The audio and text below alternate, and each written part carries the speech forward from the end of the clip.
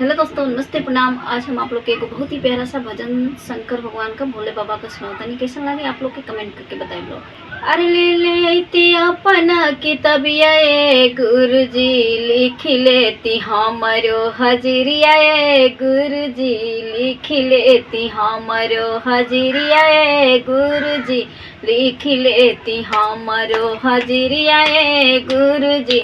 पहिला हजरिया हमारे स्वामी जी के लिख दी, पहिला हजरिया हमारे स्वामी जी के लिख ली। अरे बनल रहे हमरो सेनुरवा ए गुरुजी, बनल रहे हमरो सेनुरवा ए गुरुजी। ले ले अइती अपना किताबिया ए गुरुजी, ले ले अइती अपना किताबिया ए गुरुजी।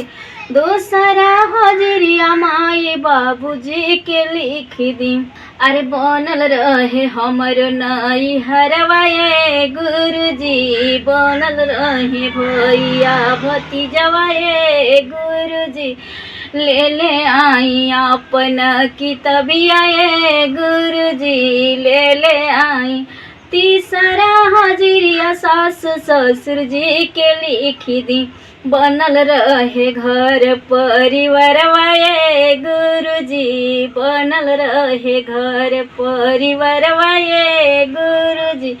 चौथा हजरिया हमर खुदे के लिख दी। बनल रहे गोदी के गदेलवा ए गुरुजी, बनल रहे गोदी के गदेलवा ए गुरुजी। ले ले आई अपना किताबिया ए गुरुजी, ले ले आई अपना। बढ़िया।